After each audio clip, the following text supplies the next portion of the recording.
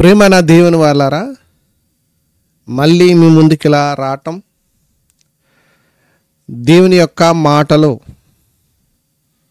Bible గ్రంథంలో ఉన్న ప్రతి మాట మనకు సంపాదించి తండ్రైన దేవుడు కుమారునైన యేసుక్రీస్తు ద్వారా మళ్ళీ తన దగ్గరికి తీసుకునటానికి ఆయన చూపించిన ప్రేమ మనము కొన్ని మాటలో ఈరోజుని ఈ సందర్భంగా కొన్ని మాటలు మనం ధ్యానిద్దాం. అంతకంట ముఖ్యమైన విషయం ఏంటంటే, మరి అప్పుడే చాలా రోజుల తర్వాత మళ్ళీ నేను ఇలాగ మీ ముందుకు రావటం ప్రభునామాన్ని బట్టి ప్రభుని యేసుక్రీస్తు ద్వారా తండ్రైన దేవునికి స్తుతులు స్తోత్రాలు చెల్లిస్తున్నాను. ఇంకా ఆలస్యం చేయకోకుండా ప్రార్థన సహాయాన్ని తీసుకుని ముందుకు వెళ్దాం. మీరు మొదటగా ఈ వీడియో మీరు చూసినట్లయితే ఇంకా దీని వెనకాల చాలా వీడియోలు నేను ఈ ఛానల్లో మధు క్రిస్టియన్ ఛానల్లో నేను అప్లోడ్ చేయటం జరిగింది. కాబట్టి మీరు ప్రతి వీడియో చూసి దేవాతి దేవుని మహిమపరచాలని ప్రభునామాన్ని బట్టి ఆశిస్తున్నాను. ప్లీజ్, ఎందుకంటే దేవుని యొక్క మాటలు వింటేనే మనకు అర్థమవుతుంది. ఎప్పుడైతే మనం వింటామో అది ఎవరి వల్ల వినాలి? క్రీస్తు వలన ఎప్పుడైతే వింటామో అది మనకి విశ్వాసం అభివృద్ధి పొందుతూ ఉంటుంది. అంతే కదా.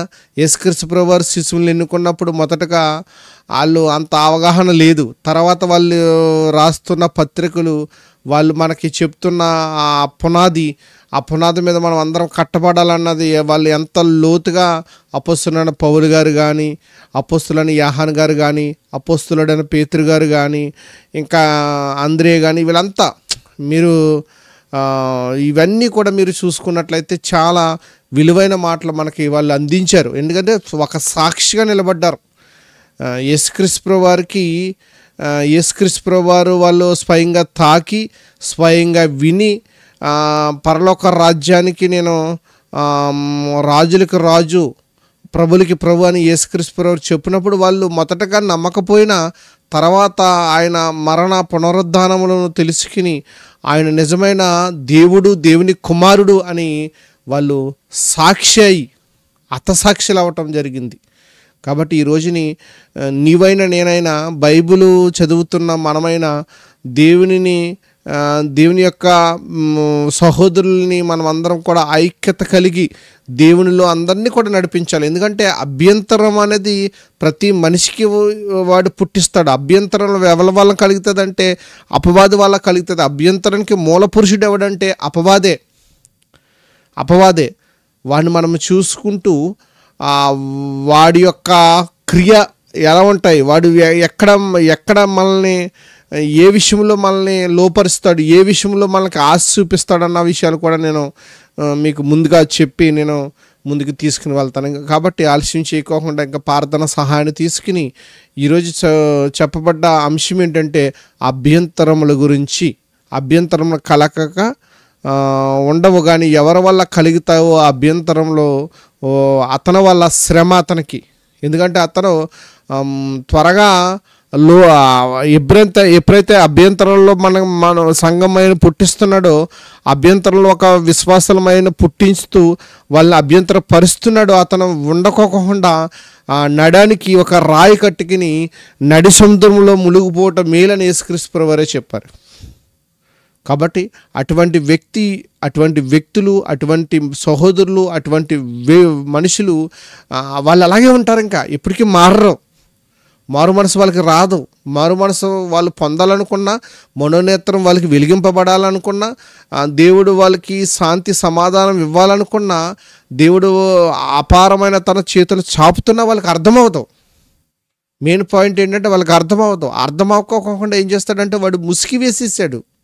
ఇప్పుడు యేసుక్రీస్తు ప్రభువారిని కొడతానికి కారణం ఏంటి? నేను దేవుణ్ణయ్యా, దేవుని కుమారుని అని చెప్తుంటేనే దేవదోషం చేస్తున్నాడు, మానవుడిగా వచ్చి అతను దేవుడు అని చెప్పుకుంటున్నాడని రాళ్ళు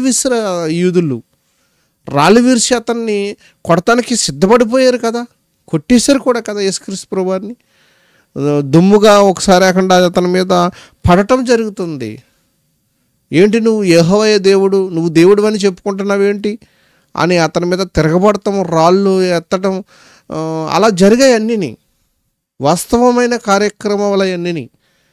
ఆయన జీవం కలిగిన వాడు. ఆ జీవాన్ని మనకి ఇస్తానికి వస్తే వాళ్ళు అతన్ని సిలివేశారు.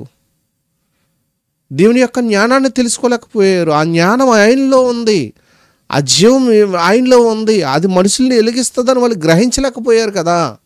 ఇప్పుడు నీలో జీవం ఉన్నది, నువ్వు పరిశుద్ధాత్మను పొందుకుని ఉన్నావు, సంఘంలో ఉన్నావు, సంఘ పరిచర్లో ఉన్నావు, నువ్వు ఎలా ఉండాలన్నది కూడా నేను లాస్ట్ ముగింపులో నేను చెప్తాను. అభ్యంతరాలు ఎవరి వల్ల వస్తాయంటే సాతాను అతనిలో ప్రవేశించి అభ్యంతరాలు కలగజేస్తాడు, సంఘాన్ని ఆటంకపరుస్తూ ఉంటాడు, సంఘం యొక్క అభివృద్ధిని పెంచుకోకుండా చేస్తాడు. సంఘంలో ఉన్న ప్రతి విశ్వాసిని కూడా అభ్యంతరపరిచి సాతాను యొక్క కార్యక్రమాలు జరిపిస్తూ ఉంటాడు. అభ్యంతరాలు ఎవరి వల్ల వస్తాయి? సాతాను వల్ల వస్తాయి. సాతాను ఒక మనిషిలో ప్రవేశించి అతను అభ్యంతర కలక చేస్తూ ఉంటాడు, నిన్ను ప్రార్థన చేయకోకుండా చేస్తూ ఉంటాడు, పాటలు పాడుకోకుండా చేస్తూ ఉంటాడు, నువ్వు చేద్దాంలే చదువుదాంలే అని నిన్ను బద్ధగస్తుడుగా నిన్ను తయారు చేసేవాడు అపవాదే. కాబట్టి ప్రార్థన సహాయాన్ని తీసుకుని ముందుకు వెళ్దాం. ఈరోజు యొక్క అంశాన్ని మనము పూర్తి చేద్దాం. అది మీకు ఉపయోగపడుతుందని నేను మనస్ఫూర్తిగా నమ్ముచున్నాను. కాబట్టి ఈ మాటలకు నేను సిద్ధపడి మీ ముందుకు నేను ఎలా వచ్చాను. కాబట్టి గమనించండి, ఇందులో ప్రతి మాట కూడా మనకు సంబంధించిన విషయమే. కాబట్టి ఆ మాట నీకు నాకు ఉపయోగకరమైన మాటలే. కాబట్టి మీరందరూ కూడా లాస్ట్ వరకు చూడాలి, శ్రద్ధగా వినాలి, దేవుని మహింపరచాలి. ఇదేనది నేను ఇలాగ వీడియో ఇలాగ మీకు మాట్లాడటానికి ఈ వీడియోలన్నీ కూడా మాట్లాడడానికి కారణం ఏంటంటే నువ్వు దేవుని తెలుసుకోవాలి. దేవుని ఎప్పుడైతే తెలుసుకుంటావో, ఆయన యొక్క మహిమను ఎప్పుడైతే తెలుసుకుంటావో నీకు అభ్యంతరాలు రావు. ఎప్పుడైతే నువ్వు దేవునికి దూరంగా ఉంటావో ప్రతిదీ కూడా నీకు అభ్యంతరంగానే ఉంటుంది. కాబట్టి ముందుకు వెళ్దాం, ప్రార్థన సహాయాన్ని తీసుకుని కొన్ని మాటలు, ప్రభు యొక్క మాటలు మనము నేర్చుకుందాం, ప్రభుని మహింపరుద్దాం. తల్ల వంచండి ఉన్న కాడ. ఒకవేళ తల్ల వంచడానికి వీలు లేకుండా డ్రైవింగ్లో కానీ లేకపోతే ఏ విషయంలో కానీ మీరు హెడ్ ఫోన్స్ పెట్టుకుని వింటుంటే దాన్ని ప్రార్థనలో ఏకీభవించండి. ఓకే, ప్రార్థన. మమ్మల్ని మిక్కిలిగా ప్రేమించిన మా పరలోక తండ్రి, నీ ఘనమైన శ్రేష్టమైన నామను బట్టి ప్రభుని నేను స్తుతిస్తున్నాను, ఘనపరుస్తున్నాను. నాయనా, మీరు నాకేమైతే చెప్తారో, ఏ మాటలైతే నేను మాట్లాడటానికి ఇలా సిద్ధపడి ఉన్నానో నాకు నేర్పించండి. మీ ఆత్మ సహాయాన్ని ఇవ్వండి. మీ కుమారుని గురించి విలువైన మాటలుగా, ఆ మాటలు మాకు ప్రయోజనకరమైన మాటలని మరొకసారి ప్రభు నా ద్వారా మీరు మాట్లాడిస్తారని, ఘనత మహిమ మీకే చెల్లుతూ, ఇదిగో మీ కుమారుడు ప్రకారంగా జీవించుకునే శక్తి మా అందరికీ దయచేస్తామని తండ్రి, యేసు క్రీస్తు వారి నామములో ఈ ప్రార్థన సమర్పించుకుంటున్నాను నా పరమ తండ్రి, ఆమేన్. రైట్, 18వ అధ్యాయం మత్తయి సువార్త. మీరు మొదటి అధ్యాయం కానుంచి ఇంచుమించు మీరు దీని భాగం నేను మొదటి అధ్యాయం కానించి 9-10 వరకు కూడా మీరు రాసుకోండి. కాబట్టి మనకి ఒక మూలమైన పదం తీసుకుని ముందుకు వెళ్దాం. 6వ వచనం కానించి ఒక తనయందు విశ్వాసం ఉంచి విశ్వాస గురించి మాట్లాడుతూ, విశ్వాసాన్ని ఆటంకపరిచే వ్యక్తులు ఉంటారు, వాడు అపవాది మనుషుడు. అంతే. నువ్వు విశ్వాసు అయితే సంఘంలోకి వచ్చావు, సంఘం యొక్క అడుగుజాల్లో నడుస్తున్నావు, విశ్వాసగా నువ్వు తీర్చిదిద్దబడ్డావు. అయితే నీకు అభ్యంతరం కలగజేసే వాళ్ళు పక్కనుంటారు. కానీ అభ్యంతరం కలగజేసేవానికి శ్రమ అని రాశారు ప్రభు. అంటే 6వ వచనం కానించి మీరు చూస్తే మత్తయి సువార్త 18వ అధ్యాయం 6వ వచనం కానించి ఇలా ఉంది, చదువుతున్నాను వినండి. నాయందు విశ్వాసముంచు ఈ చిన్నవారిలో ఒకరిని అభ్యంతరపరచువాడెవడో వాడు మెడకు తిరగటి రాయి కట్టబడినవాడై మిక్కిలి లోతైన సముద్రములో ముంచి వెయ్యబడుట వానికి మేలు. ఉమ్. అభ్యంతరం వల్ల లోకమునకు శ్రమ. మళ్ళీ అభ్యంతరములు రాక తప్పదు గాని ఎవని వల్ల అభ్యంతరములు వచ్చునో ఆ మనిషినికి శ్రమ అని చెప్పి భౌతికమైన మన చెయ్యిల గురించి కాలు గురించి తప్పిదములో ఉంటే నువ్వు 2 కాళ్ళు 2 చేతుల్లో నరకములో పడిపోయాడు కంటే నీ చెయ్యి కానీ నీ కాలు కానీ నీ కన్ను కానీ నీ చెవులు కానీ నిన్ను అభ్యంతరపరిస్తే నరికి పడవేసి కుంటువాడువై జీవములో ప్రవేశించటం మేలంటున్నాడు. అర్థమైందా? ఎంత ఇప్పుడు చూడండి, దీనికి దానికి సంబంధించిన మాటలే. అంటే మన దేహమంతా నరకములో పడుతుంది. మరి ఎటువంటి దేహం వస్తుంది? మీరు ధనవంతుడు లాజరు గురించి కంపల్సరీ వినాలి. ధనవంతుడు సుఖంగా జీవించాడు. దరిద్రుడైన లాజరు కూడా ఆ ధనవంతుడు వాకట ఉండి తన రొట్టె ముక్కలతో పొట్ట నింపుతూ కుక్కలు వచ్చి తన కురుపులు నాగుతున్నాయి. ఇద్దరికి ఒకేసారి మరణం వచ్చింది ఇంచుమించు. ఒక ఆయనేమో నెమ్మది స్థలమైన 3వ లోకమైన ఆ లోకములో ఉన్న పరదేశికి వెళ్ళిపోయాడు. అబ్రాహాము రొమ్మున అనుకున్నారు. అప్పుడు అక్కడ నుంచి ఉన్న వ్యక్తిని చూస్తూ మృతుల లోకం అది. పరదేశులను మృతులను ఇంచుమించు ఒకటే. అంటే వాళ్ళకి అగాధం అడ్డుంది. బాగా గమనించాలి, బాగా గమనించాలి నా మాటలు బాగా గమనించాలి మీరు. ఎవరు ఏ దేహం గురించి నేను మాట్లాడుతున్నాను అన్నది నేను తీసుకుని వచ్చి మాట్లాడుతున్నాను. ఏ దేహం అది? అగ్ని ఆరతో పురుగు చావదు, అది అటువంటి దేహం అది. ఇంకా వేదనకరమైన స్థలంలోనే ఉన్నాడు. లాస్ట్ ఎండింగ్ ఒకటి ఉంటుంది. అప్పుడు నిత్యము దగదగ అంటుకుపోతూనే ఉంటాడు. ఆయన ఏం చేశాడు, ఈయన ఏం చేశాడు చెప్పనా? ఈయనేమో వాక్యానుసారమైన తన జీవితాన్ని నింపుకున్నాడు. ఆయనేమో ఉపదేశాన్ని విడిచిపెట్టాడు, సువార్తను విడిచిపెట్టాడు, దేవుని గురించి కలిగిన జ్ఞానాన్ని విడిచిపెట్టాడు. అభ్యంతరం పరిచే వ్యక్తిగా ఉన్నాడు లోకంలో. విందామలే చేద్దామలే అనుకున్నాడు. తుదికి దగదగమని కేకలు వేస్తూ ఉన్నాడు. 2వ లోకమైన భూలోకములో ఉన్న సహోదరుల గురించి మోషేయు ప్రవక్తలు పంపి నా సహోదరులు ఇక్కడికి రాకూడదని చెప్తుంటే అబ్రాహాం అంటున్నారు అది నీకును నాకును. ఆ పదం చదువుకుందాం రండి, చదువుకుంటేనే బాగుంటుంది. లోకసువార్త 16వ అధ్యాయము.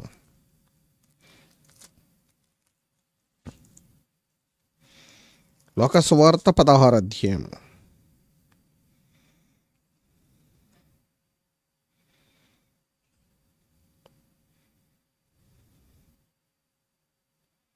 నిజంగా ఈ మాటలు వింటే మీరు ఆశ్చర్యపోతారండి. నిజంగా ఈ మాటలు మీరు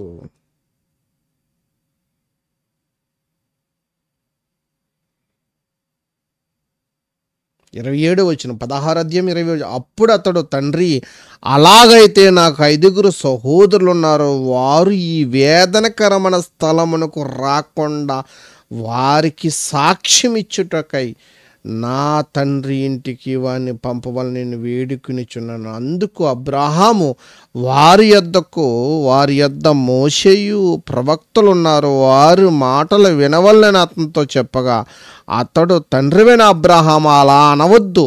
మృతుల్లో నుండి ఒక్కడు వారి యొద్దకు వెళ్ళిన పక్షమున వారు మారు మనసు పొందుదురని చెప్పాను. మృతుల్లో నుంచి అంటే ఒక వ్యక్తి మృతుల్లో నుంచి వెళితే సువార్తను చెప్తే మారతారంటే బ్రతుకుండగానే సువార్తను తెలుసుకోవాలన్న ఒక పాఠం నీకు గుర్తుండాలి. బ్రతుకుండగానే దీపం చెక్కబెట్టుకోవాలన్న ఒక అంశం నీకు గుర్తుండాలి. అర్థమవుతుందా నీకు? అభ్యంతరం రాక తప్పదు. ఎవరి వల్ల వచ్చినా అతనికి శ్రమ. అంటే అభ్యంతరం పరిచేవాడు అపవాది సంబంధి. అర్థమైందా మీకు? వేదనకరమైన స్థలంలో ఒక వ్యక్తి దగదగదగమని కాలిపోతున్నాడు. నాకు ఇంకా 5 సహోదరులు ఉన్నారు, ఈ వేదనకరమైన స్థలంలో రాకూడదు, నీ దగ్గర ఉన్న లాజర్ను పంపమంటే కుదరదన్నాడు అబ్రహాము. అలాగైతేనే అంతే కదా అర్థం, అంతే కదా అర్థం.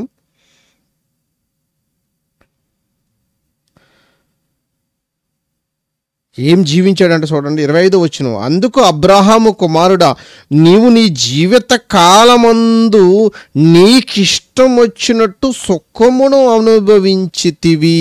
సుఖానికి భూమి మీద పడుతున్న మనము, సంఘములో ఉన్న మనము శ్రమను అనుభవించుట మేలు. మోషే ఏమనుభవించాడండి? ఐగుప్తు ధనము కంటే ఇశ్రాయేలు శ్రమపరుట, ఇశ్రాయేలును తన సహోదరుల యందు శ్రమపరుట మేలని వచ్చేసాడండి. ధనాన్ని, సకల విద్యలను అవన్నీ విడిచిపెట్టి వచ్చేసాడండి. పరో కుమారుడు అనిపించుకుంట కంటేనంట ఇశ్రాయేలు యందు శ్రమపడుట గురించి వచ్చేసాడంట ఆయన Moshe. The king of the Moshe, king అండి ఆయన.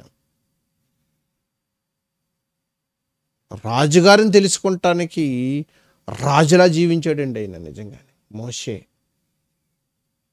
6,300,000 చిల్లర మందిని ఒక్క మాటతో అంచివేశాడండి. అది దేవుని యొక్క శక్తి, దేవుడు అతనికి ఇచ్చిన ఆత్మబలం అది మోషేకి. అర్థమవుతుందా మీకు? ధనవంతుడును లాజర్ గారి గురించి మీకు అర్థమవ్వాలి. ఎవరి వల్ల అభ్యంతరములు కలుగుతున్నాయో అతనికి శ్రమ. ఎవరు అభ్యంతరపరుస్తాడు నిన్ను నన్ను? అపవాది మనుషులు వచ్చి అభ్యంతరం కలగజేస్తారు. మనం జాగ్రత్తగా ఉండాలి, సంఘములో మెలకువ కలిగి ఉండాలి. నువ్వు అందుకని గర్దించే సింహం ఎవరిని మింగుదామా అంటే అంతే, అభ్యంతరం కలగజేస్తాడు అంతే వాడు. ఇది నిజమానొచ్చాడు ఆదాము అవ్వకి. అప్పుడు వరకు ఆత్మీయమైన నేత్రంలో ఉన్న వాళ్ళకి గ్రుడ్డితనం కలగజేశాడు. చీకటిని వాళ్ళకి ప్రవేశపెట్టాడు వాళ్ళ మనసుల్లోకి. ఆత్మీయంగా చనిపోయారు వాళ్ళు. దేవునితో సంబంధం కలిగి ఉన్న వాళ్ళు, దేవుని యొక్క పోలుకుల్లో ఉన్న వాళ్ళు, దేవుని యొక్క పోలుకుతో ఉన్నవారు పోలుకుని చెడగొట్టాడు, వచ్చి అభ్యంతరపరిచాడు. నిజమా అని అంటారు వాడు. అలా చూసుకుంటే కూరుహు, అభిరాము, దాతాను వీళ్ళందరూ కూడా మోషే అహరోను మీద నిజమా మీరే పరిశుద్ధులా అని వచ్చారు. అభ్యంతరం ఎవరి వల్ల వచ్చేవానికి శ్రమ భూమి నెరవేర్చింది, మృంగివేయబడ్డారు. అందుకే యోధ రాసిన పత్రికలు వాళ్ళ గురించి మాట్లాడతాడు. అయ్యో, కయ్యోను నడిచిన మార్గమున నడిచిరి, బిలాము నడిచిన మార్గమున నడిచిరి, కోరోహు నడిచిన మార్గమున నడిచిరి. అంటే ఏంట మార్గంలో వారికి శ్రమ. ఈరోజు ఎటువంటి స్థితిలో ఉన్నావు నువ్వు పరీక్షించుకో. సంఘములో ఉన్న నీవు ఎటువంటి స్థితిలో ఉన్నావు, ఎలా నడుచుకుంటున్నావు, దేని యందు నీవు అభ్యాసం కలిగి ఉన్నావు, బాగా గుర్తుంచుకోవాలండి. కుదరదన్నాడు అబ్రాహాము. చూడండి 25 వచనం. అందుకు అబ్రాహాము, కుమారుడా, నీవు నీ జీవితకాలం అంతయు నీకు ఇష్టం వచ్చినట్టు సుఖాన్ని అనుభవించితివి, అలాగనే లాజరు కష్టాన్ని అనుభవించిన నీ జ్ఞాపకము చేసుకునుము, గుర్తెచ్చుకో. ఇప్పుడైతే వాడిక్కడ నెమ్మది పొందుచున్నాడు, నీవు యాతన పడుచున్నావు. అంతేగాక ఇక్కడి నుండి మీ యొద్దకు దాట గోరువారు దాట పోజాలకు ఉన్నట్లు, అక్కడి నుండి వారు మా యొద్దకు దాటి రాజాలకు ఉన్నట్లు మాకును మీకును మధ్య మహాగాధం ఉంచబడి ఉన్నదని చెప్పును. అప్పుడు అతడు, తండ్రి, అలాగైతే నాకు 5 సహోదరులు ఉన్నారు, వారును ఈ వేదనకర స్థలమునకు రాకుండాటకు వారికి సాక్ష్యం ఇచ్చుటకై నా తండ్రి ఇంటికి వారిని పంపవాలని నేను వేడుకొనుచున్నాను. అందుకు అబ్రాహాము వారి యొద్దకు మోషే ప్రవక్తలో ఉన్నారు, వారి మాటలు వినవలనని అతనితో చెప్పగా అతడు తండ్రివైన అబ్రహాము అలా అనవద్దు, మృతుల నుండి ఒకడు వారి యొద్దకు వెళ్ళిన పక్షమున వారు మారు మనసు పొందుదురని చెప్పును. అందుకు అతడు మోషే ప్రవక్తలు చెప్పిన మాటలు వారు వినని ఎడల మృతుల నుండి ఒకడు లేచినని వారు నమ్మరని అతనితో చెప్పును. చాలామంది అనుకుంటారండి, భూమి మీద ఉండగానే నీ ఆయుష్ను, నీ జీవితము దేవునితో ముడిపడి ఉండాలండి. మనం గిని మరణించిన తర్వాత మళ్ళీ మనకి ఇంక ఎక్కడ సువార్త ఉండదు, ఎక్కడ దొరకదు ఇంక మళ్ళీ మనకి.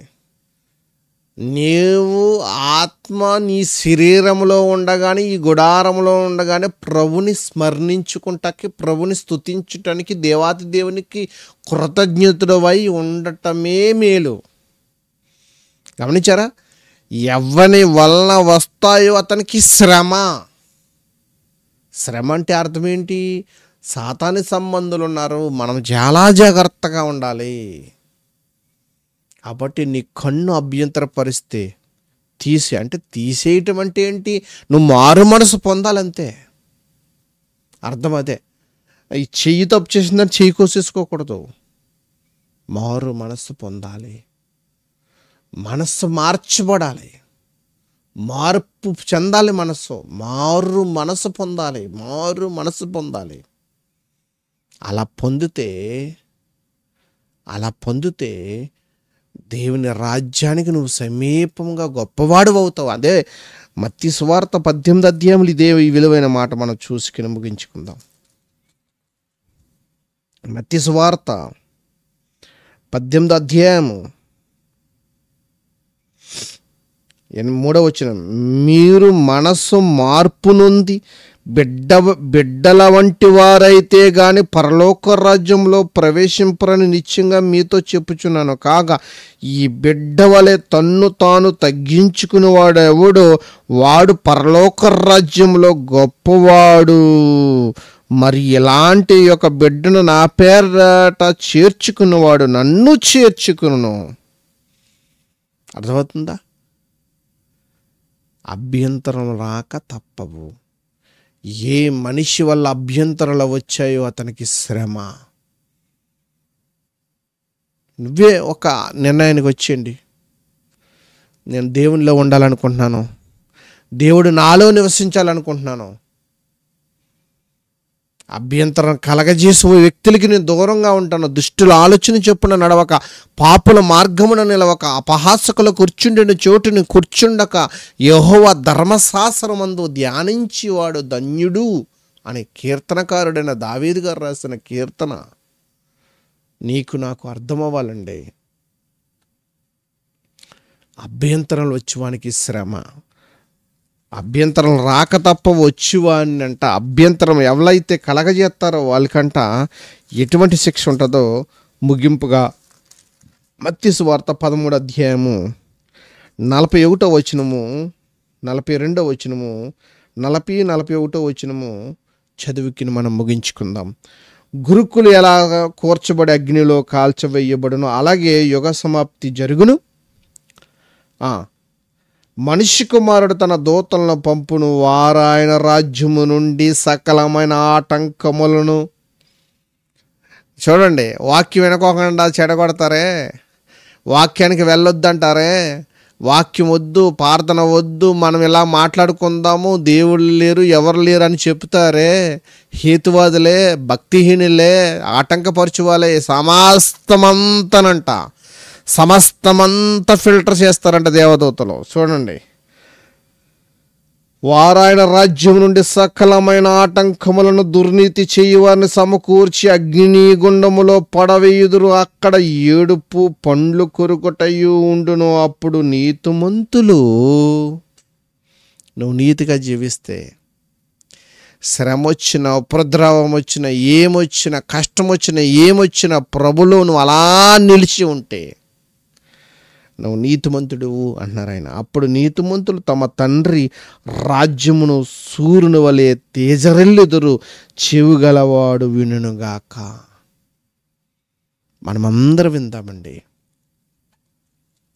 అభ్యంతరాలు రాక తప్పు ఎవరి వల్ల వచ్చాయో అతనికి శ్రమ. కాబట్టి మత్తయి సువార్త 18 అధ్యాయము నీతో నాతో చెబుతున్న ప్రభు యొక్క మాట ఏంటంటే, అభ్యంతరములొద్దు, ఆటంకాలు పరచొద్దు.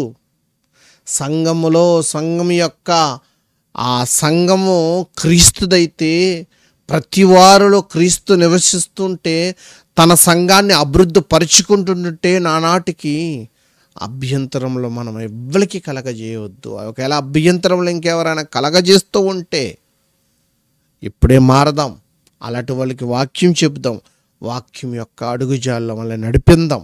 లాజరు ధనవంతుడైన వాక్యం వినిపించండి వాళ్ళకి. కాబట్టి నిన్ను నన్ను ప్రభు మన కుటుంబాలని కాచి కాపాడునుగాక. చూడండి, ఈ వాక్యాన్ని అనేకులకి షేర్ చేయండి, లైక్ కొట్టండి, సబ్స్క్రైబ్ చేసుకోండి, మర్చిపోకండి. దేవుడు మీకు మీ కుటుంబాలకి దీవెనలు కలగజేయనుగాక. ఆమేన్. Thank you all. మీ అందరికీ కూడా నా హృదయపూర్వకమైన వందనాలు తెలియపరుస్తున్నానండి. గుర్తించుకోండి, అభ్యంతరములు ఎవరి వల్ల వస్తాయంటే అపవాది మనుషులు. వాళ్ళు మన మనుషులు కాదు, వాళ్ళు గురుకులు. మనం గోధుమలుగానే ఉండాలి. మనం ఇస్సాకు వలె వాగ్దాన పుత్రులు మనం. కాబట్టి దాసిని పాప పురుషుని వెళ్ళగొడదాం మనలో నుంచి. నీతిమంతులుగా వర్ధిల్లుదాం. Thank you all. అందరికీ నా వందనాలండి. Thank you all.